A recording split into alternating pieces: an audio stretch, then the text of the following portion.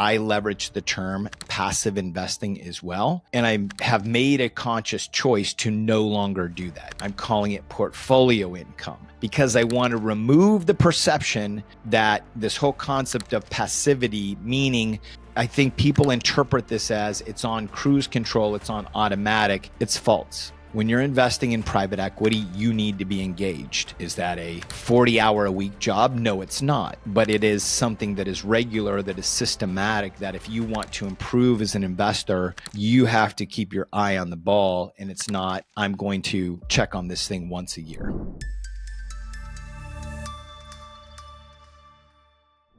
How do I build income streams in my portfolio? That was a question that was plaguing me for years that I didn't know the answer to. So I made a decision to go and look out far and wide, whether that's in traditional investments in the stock market, whether that's in private equity, all over, scour the globe and say, what are my income investments opportunities? And so this is what I'm rolling up for you today. This is a replay. This is episode 60, The Power of Portfolio Income, that I released previously. But it's so important. You listened last week to the case study of Pascal Wagner.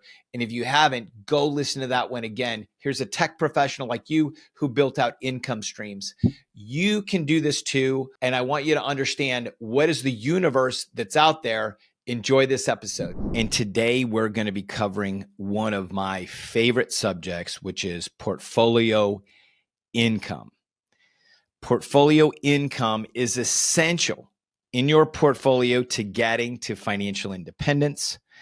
It is the difference between an evergreen portfolio, a portfolio that can last for multiple generations, and a drain and pray portfolio, which is otherwise known as the 4% rule.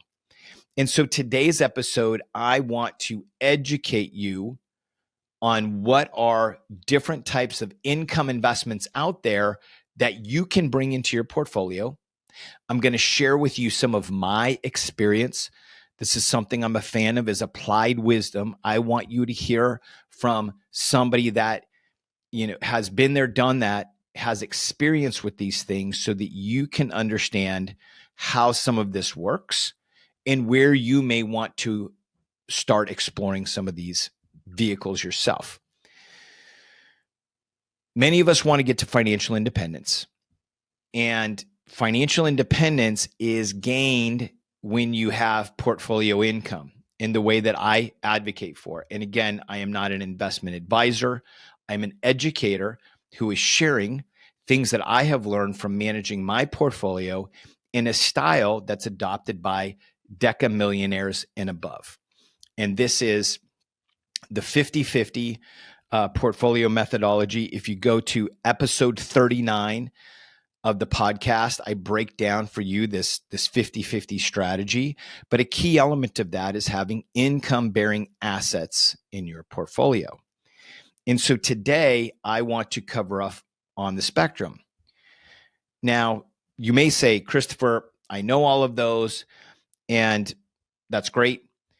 But there's many of us in technology who haven't been exposed to these. And I think there's three main reasons why technology employees may not know the breadth of what's available to them out there. And I'd say it's for three main reasons. Number one is it's a little outside of our area. Many people who work in technology just understand and focus on venture capital to public company or venture capital to acquisition, which is a very specialized model in the investing world.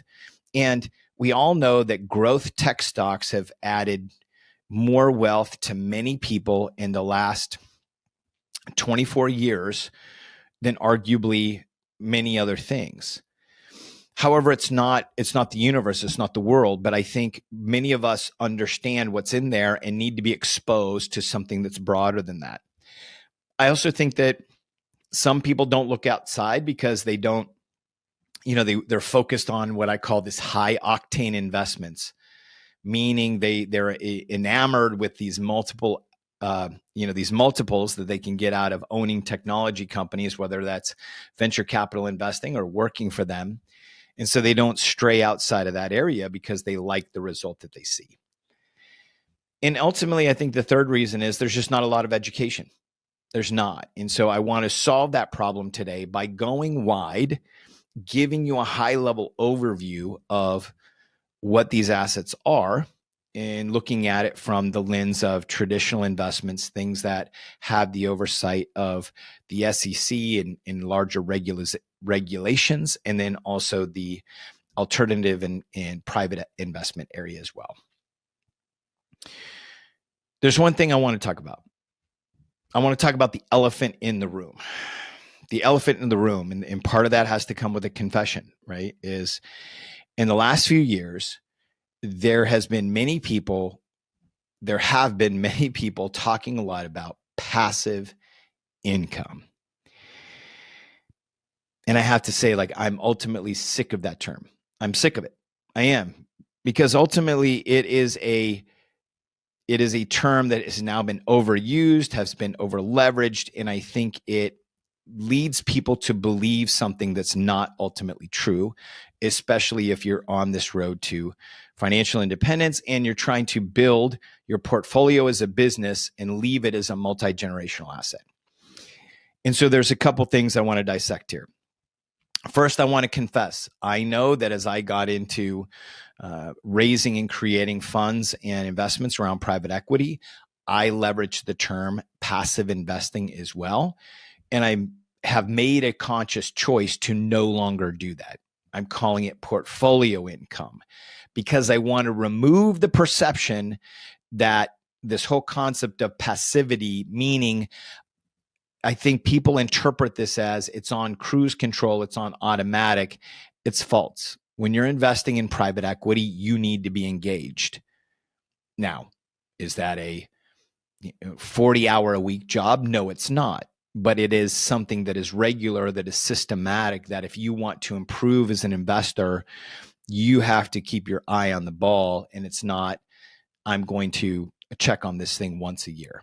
It's definitely not that. So I'm moving away from it because I believe passive is being used as something that is not what it's meant to be.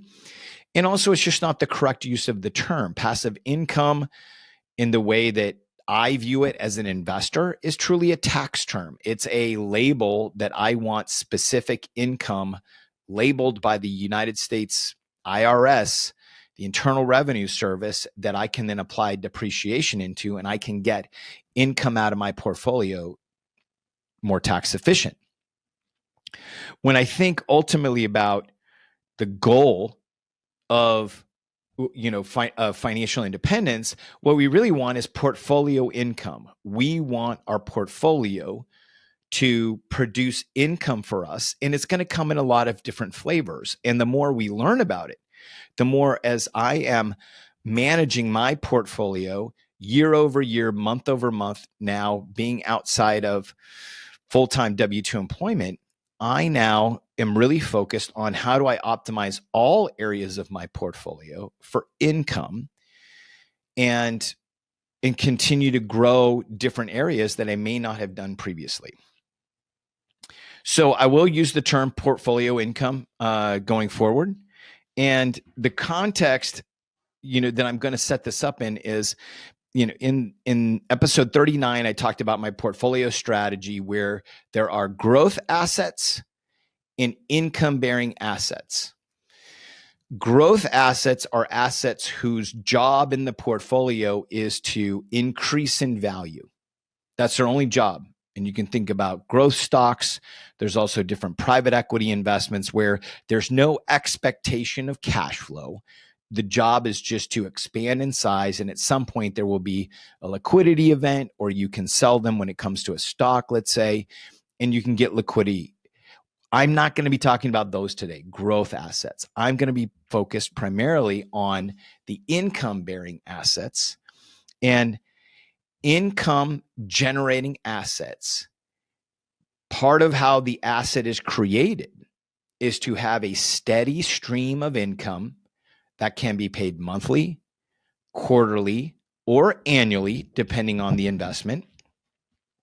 And this comes through a dividend, some type of cash flow that's coming off of the instrument. It can be coming, you're receiving interest, or it can be from profit that then comes in the term of cash flow coming from the asset as well.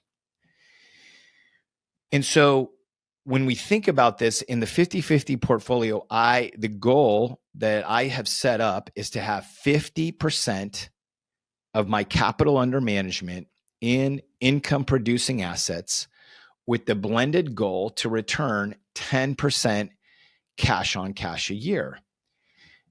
And I have that goal because I think it makes the math easy. Then you understand if you have a $4 million portfolio, the target is $2 million in income producing asset with $200,000 of income being produced a year. And the ultimate goal is that to be very tax efficient. So I'm paying less tax than wage. And so with that, the goal, I want to now talk about what are the types of assets. This is where I want to spend the majority of time today, is what are the type of assets that I am looking at to invest in that's going to help me meet that goal. And then I'm also going to talk about where I do have current investments that provide those.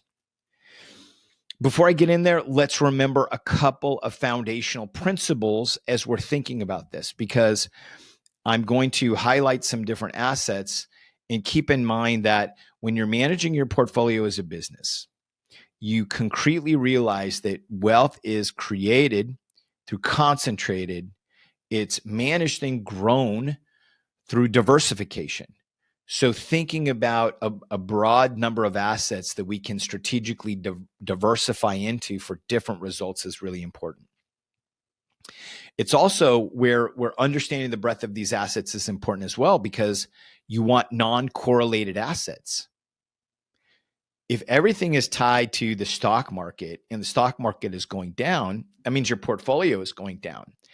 I was able to understand going into 2020, having a large private equity portfolio, having a large stock portfolio, split. As I saw the stock portfolio go down, I saw values in the real estate go up. I saw some returns head north in that direction. And so that helped me understand, wow, when you have a broadly diversified portfolio across non-correlated assets, that then helps you build this financial fortress for your family that can weather a lot of different storms. And then, like anything else in investing, finding core strategies and being consistent in the way that you invest, and to continue to de-risk and find strategies that are simple and boring but create money and income for you are essential. So keeping that in mind, I want to now talk about traditional assets that would be income bearing. So if you want to understand alternative assets versus traditional assets, I have episode 20 where I break down alternative investing, where I break this down, and I'll give you a quick high-level overview. Traditional investments are investments that are overseen by the Security and Exchange Commissions. So what's considered traditional investments are going to be your high yield savings account, certificates of deposit, stocks, bonds, and REITs as well that are being traded on public markets. All of those, and even some annuities that are treated as financial instruments, all of those have very intense reporting requirements that they need to provide to the SEC.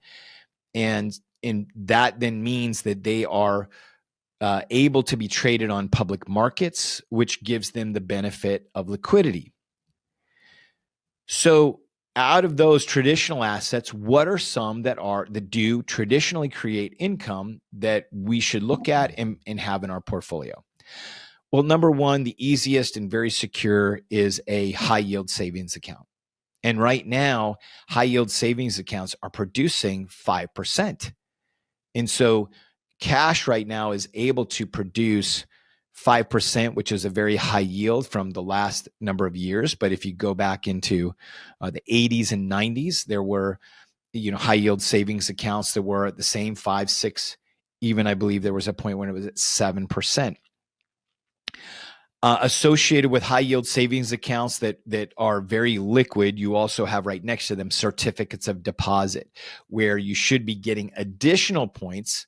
And now it's in and around 5% with maybe some 5.15, 5.25, some additional BPS that you can get, some BIPs that you can get by locking it up for a specific period of time, 6 month, 1 month, 2 years, etc. Then you have the other traditional asset known for income are bonds. And you have a wide spectrum of bond instruments that you can invest in. There's everything from US government bonds to bonds that are being traded on the stock market. You have high yield corporate bonds. You have tax-free municipal bonds that you aren't paying any tax. And when you look across that spectrum, it's an interesting place where you can deploy capital and be getting a return on your dollars. And looking at some of these tax-free municipal bonds versus high-yield savings bonds, when you think about the fact that you will have to pay taxes on that income, it's not treated the same way as real estate income, passive income, that looking at tax-free versus, higher interest points, are valid options. There's also real estate investment trusts. So these are where companies like BlackRock and Apollo have very large holdings that then they roll up into these collection of real estate assets that are treated as funds that you can then invest in, and they do provide a dividend. There's also dividend-bearing stocks. And all of these, bonds, dividend-bearing stocks, and real estate investment trusts or REITs all also have ETS, exchange-traded funds, that can provide additional diversification, meaning, and you can start looking at a blended return from those. All of those are viable options to put inside of your portfolio that can continue to generate income. And again, when you're thinking from a tops-down perspective of how do you diversify and manage your assets, it's important to think of some of these options because they provide very specific benefits. The other one that's come to light recently, I'm doing a lot of research on, is options trading.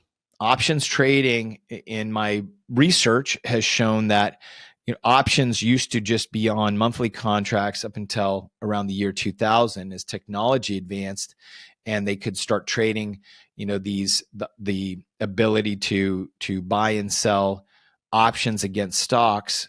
As the technology increased, now there's strategies, very conservative strategies. There's aggressive strategies that you can use against a portfolio that you own, or you can also do it against margin to generate income. And I am getting to know, I'm now networking in and getting to know people who are leveraging this as a strategy to bring in income as they're managing their portfolio full-time as a business. And like everything else, you need to understand risk. You need to study and learn the actual techniques, but it truly is a viable option. All of these fit under this traditional umbrella of investing and can provide different levels of income to your portfolio. And for you as your portfolio manager, it's important to then look over your portfolio and ask, what portions work for you versus the risk that you want to take. Some of these are very viable options. I know myself, I have some dividend-bearing ETFs. I also have some holdings in some tax-free municipal bonds. And then I also leverage high-yield savings accounts across running my businesses and then my portfolio as a business. I make sure all my cash is in a high-yield savings account. Even in business savings accounts now, there are some that provide large 5% interest, which is amazing. And so the important thing to understand is that people choose this. I choose these assets because of the fact that they are conservative. High yield savings account has the FDIC insuring the deposits. The stock market, the bond market provides some liquidity so that I can take it out. There's also, with larger dividend-bearing stocks, there is predictable dividends that come in quarterly. And it does, as you set that up, that is less management intensive for me, the way that I have it structured, than my private equity portfolio. Now, that could change as I'm looking at managing option strategies. I could then have to bring in and have more management because that's something that you need to be actively managing and engaged in there. But these are all trade-offs. And these are not to be disparaged, but they are to be looked at and understood as you're managing your portfolio to understand what place may they play in your portfolio. Because as you start managing a portfolio that gets larger and larger, you want to have areas that are meeting certain performance criterias that takes less of your time.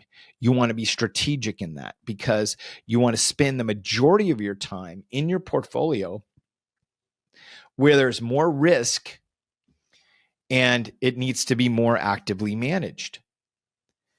That is critical. So those are traditional investments. And I may not have covered all of them. I know that I am continuing to uncover more and more, but that right there is the basics. Those are the fundamentals. Now let's pivot and let's talk about private equity. Private equity adhere to specific rules of the SEC, the Security and Exchange Commissions, to operate outside of it. And so outside of the SEC and outside of traditional investments, you're going to find a much larger universe. If you want, again, more of a breakdown on private equity, I would refer you to episode 20 of Tech Equity and Money Talk, where I provide an overview of alternative investments. But I'm going to go deep today on some more of those just so that you understand. So I would say the most well-known in private equity, especially today, is private equity real estate. And when I say private equity, I guess there's two ways to think about it. In alternative investments, there's in your portfolio, you can have direct holdings, real estate that you own outside of your primary residence. And then there's also investments that you can make inside of private equity syndications and funds that allow you to hold real estate. A lot of people talk about real estate as a core investment and a way to build wealth. And the reason is it is a multidimensional asset. I want you to hear that again. Real estate is a multidimensional asset that you can generate 4 different ways to make money off of real estate. Number one is the cash flow. When you buy an asset at the right price and you have profit over the expenses, income over the expenses that generates profit, that is then your cash flow. Number 2, you have appreciation. Not sure I could say that. That's the value of the asset increasing over time. You also, depending on the loan structure, have equity pay down, that if that is included into the cost of your rent, which it is for majority of people, then you're owning more of the asset over time. And then the fourth, the magical one, is depreciation. Depreciation is this loss that you can carry as a balance over time on your taxes that allow you to then pay less taxes when it comes to the income. It's because of those 4 things in real estate: cash flow, appreciation, equity pay down, and depreciation. Those 4 are the magic things that allow you to make this money in multiple different ways with real estate. That's why it's so valuable. That's why people love it. So in your portfolio, you can have direct held real estate. I know that In our family, we have a portfolio of some single family homes that we purchased after the sale of our property in the Bay Area upon moving here to Austin. We leveraged those homes to cover all of our housing expenses. This is when we started to realize how income can be so powerful, because the steady income all of a sudden starts reducing our expense line. You can also invest in real estate in syndications. Syndications are where multiple investors, and usually two shares of partners. There's general partners who are the operators who run the asset, limited partners who come in with limited liability. They come to own a single asset, and that is called a syndication. You're creating a syndication to own an asset. The same thing can happen in funds, so that you can own a lot of like-kind assets in a single fund that behave in a very particular way. And this is where you need to be specific on the syndication in the fund. There are income-focused, and there's others that are growth-focused, and there's some that are hybrid. So understanding clearly what's important for your portfolio, and also what are the real estate assets being placed in there, is really important. Many people understand and know multifamily or apartment buildings, and it's become increasingly popular over the last few years, placed in syndications or in funds. The reality is, as prices started to increase in 2019 through 2023, I think was the last year before interest rates shot up. I saw some trading at the beginning of the year. Is a lot of the cash flow wasn't there. Prices appreciated so much for them to trade. They became more growth assets than they did income. It was really in other real estate classes, industrial, self-storage, mobile home parks, RV, even marinas. There was more cash flow in some of these assets that could be purchased at lower prices or had lower operating margins that provided the cash flow in real estate. Real estate is a core income bearing asset. It just needs to be purchased at the right price. And it's so important that when you are making these investments, you understand how to underwrite and vet the assumptions so that you can understand this more. And in subsequent weeks, I'm going to be introducing some different asset classes and doing some deep dives on them so that you can understand them as well. And one of my favorites, mobile home parks, I'll be doing another solo episode on to give you a deep dive into that. And so private equity real estate investing can be done through syndications, can be done through funds, and done for cash flow. And it's so important that you look for income-focused funds. There's also, and that's on the what's called the equity side of the investment, meaning that you're owning part of the asset. There's also ways that you can invest in real estate on the debt side. And that's become popular, I'd say, in the last 12 to 18 months. You'll see a lot of debt and credit funds open up where you're buying different portions of the capital stack. Understanding the capital stack is so important. Understanding the difference between senior debt, mezzanine debt, preferred equity. And the reality is it's so important to understand, because the further down you are on the capital stack, meaning senior debt is going to get paid first before equity. Equity is usually the last and the highest risk on the capital stack, meaning that debt funds are a great way to generate income, reduce risk. And again, not all operators are the same. Not all funds are the same. You need to do your due diligence. This is not advice, but it's a great way to produce 9, 10, 12% cash on cash return. The key thing to understand is because you don't have equity, there's not going to be depreciation. So they can be high cash flow, but not as much depreciation. And so that's really the real estate umbrella when it comes to private equity. Is you have the different vehicles, whether that's you can buy that yourself, personal real estate holdings, what's called active real estate. Then you can have more of the passive real estate, meaning that you're not an operator in the form of syndications or in the form of funds, or you can actually invest on the debt side.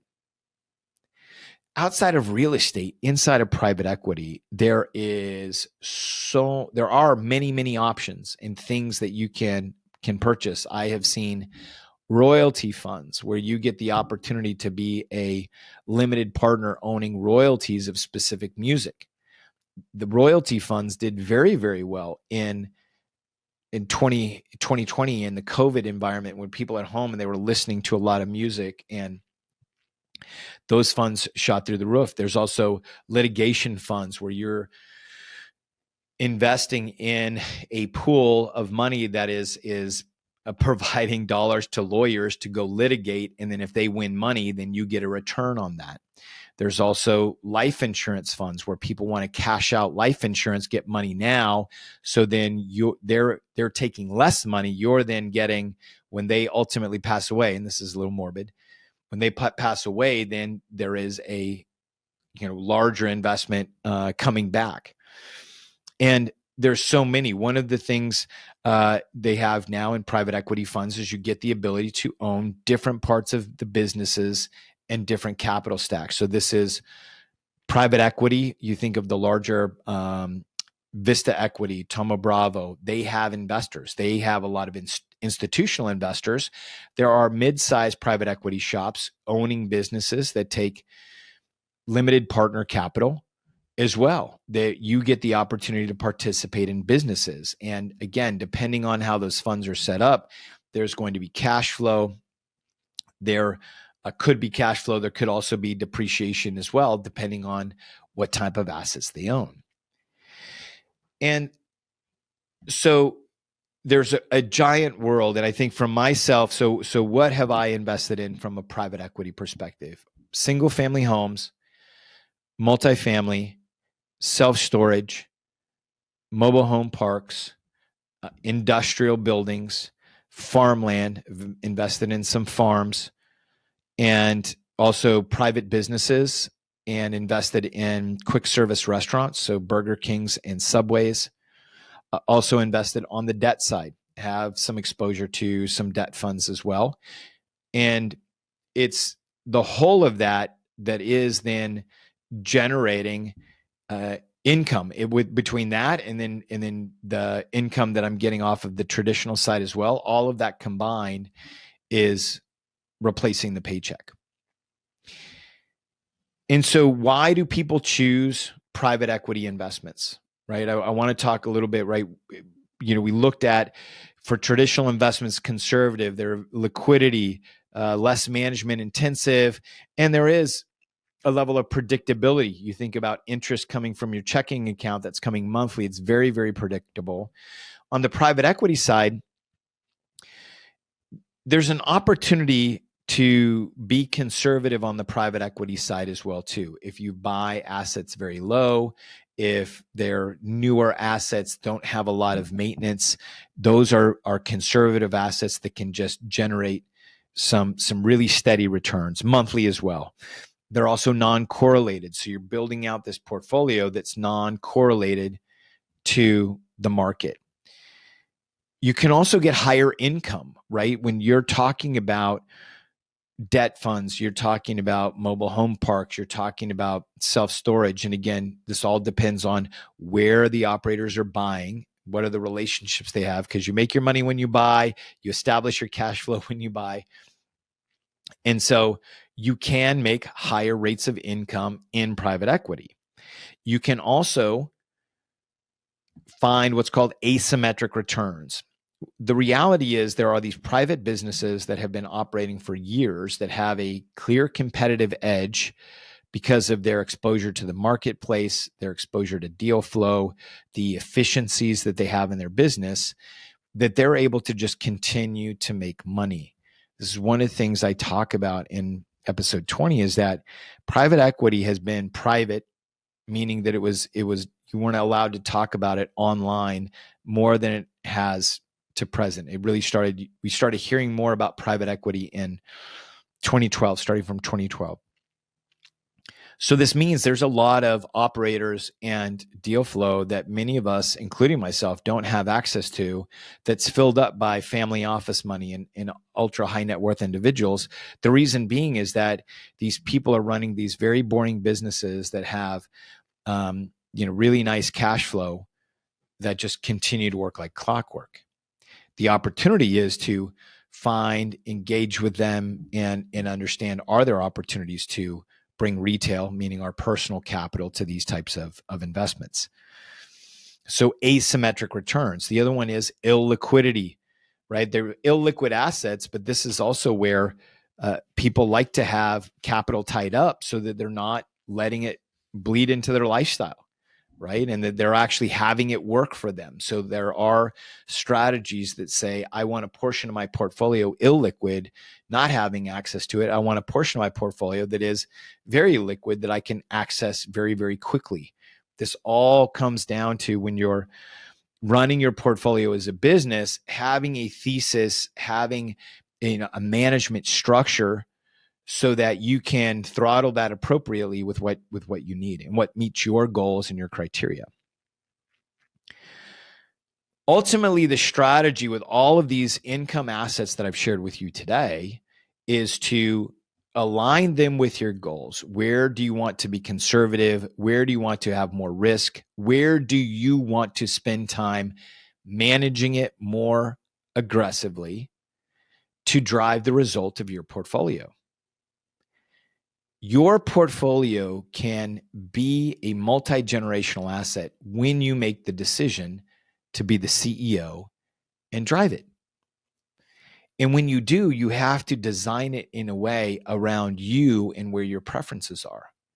Do you want to be focused on getting a lot of income from private equity and spending your time partnering with operators and understanding where you're going to be deploying capital in the next 2 to 3 years, as capital is being recycled and coming back to you? Or do you want some income on automatic and you actually want to develop skills as in options trading, and you actually want to generate your income that way?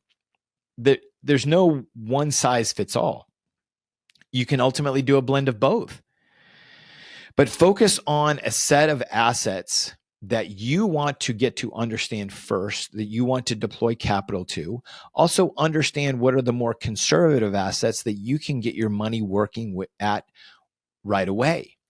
Because the more you understand how this works, the more that you understand how to create a portfolio to meet your specific objectives for you and your family, the faster you're going to be able to accelerate to financial independence. And if you're strategically leveraging your time and talent and thinking like an investor, and you're pulling out multiple paychecks a year, multiples of your paycheck that you can fuel this thing with, you're going to get there faster than you realized. So I want to say thank you so much for joining me today. I hope you enjoyed that. In the subsequent weeks, I'm going to be covering off on interviewing a multifamily operator, talking about the state of multifamily and where there's opportunities going forward. I still believe wholeheartedly in that asset class. I'm going to be doing a solo episode on mobile home parks so that you can understand the value of that asset class and keep your eyes peeled for what opportunities are coming up there. And then also debt funds. I'm going to be talking with a debt fund operator to understand where's the risk, how do you qualify, how do you look at good debt funds? Because ultimately, I want you to be able to take control of your future, to be able to work strategically for equity, accelerate your road to financial independence, and then become an experienced portfolio operator and pass that on to the next generation. Hope you enjoyed this episode. I'm Christopher Nelson. Wow, what an episode. There was a lot there to take in. If you didn't get all of it, go back, rewind it. There's a lot to take away. And I hope that, number one, you started understanding what is the world of an income investments, from traditional, very conservative investments like certificates of deposit, all the way to private equity funds that are producing very high cash on cash return. All of these have a different risk versus reward versus income ratio. We also covered the fact that diversification is key. This isn't all about going all in, but it's about strategically building a thoughtful income portfolio that has allocations based on how much risk you want in your portfolio. And ultimately, what I encourage everybody to do is that passive income is really a tax term.